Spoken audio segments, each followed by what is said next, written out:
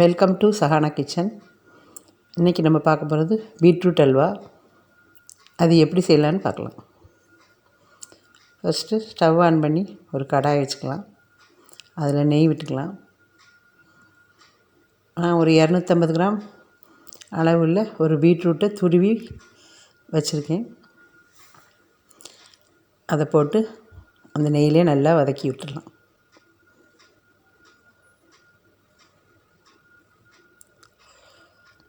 Beetroot பச்சை வாடை போக நல்லா வதக்கிக்கோங்க.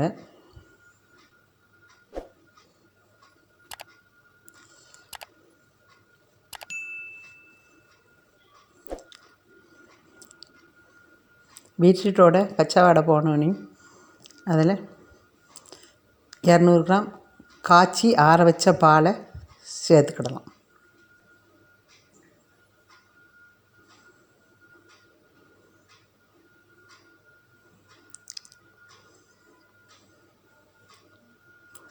இந்த பால்லையே பீட்ரூட்டு நல்லா வேகட்டும்.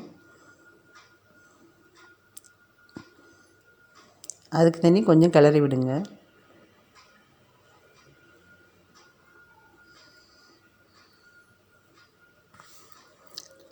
இந்த பாலெல்லாம் வற்றி பீட்ரூட் கெட்டியாக வந்தோடனையும் அதை கிளறி விடணும்.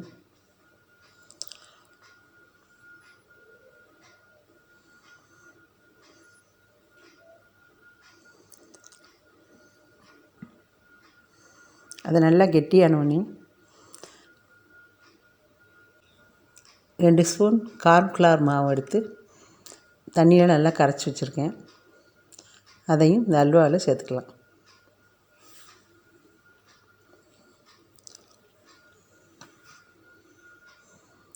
இது அல்வாவை நல்லா கெட்டிப்பட வைக்கும்.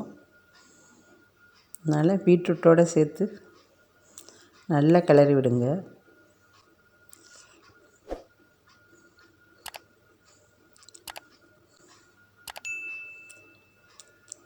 அதில் 200 கிராம் சர்க்கரையை சேர்த்துக்கலாம்.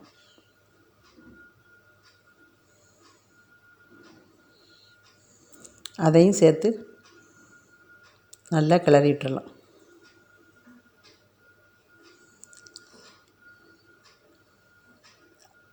சர்க்கரை நல்லா கரைஞ்சி கெட்டித்தன்மை வரந்தடியும் அல்வாவை நல்லா கிளறிக்கலாம்.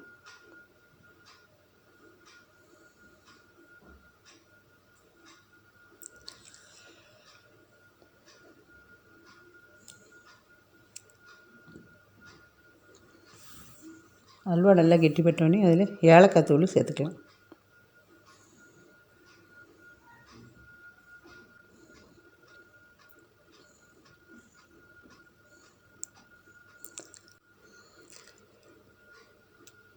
அதில் இன்னும் கொஞ்சம் நெய் சேர்த்துக்கலாம்.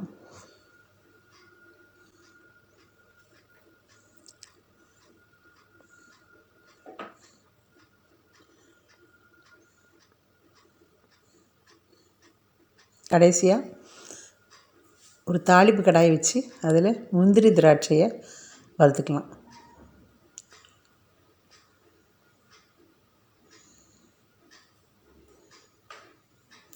முந்திரி திராட்சை வறுபட்டவனே அதை அல்வாவில் கொட்டிடலாம். இப்போது பீட்ரூட் அல்வா ரெடி ஆயிடுச்சு.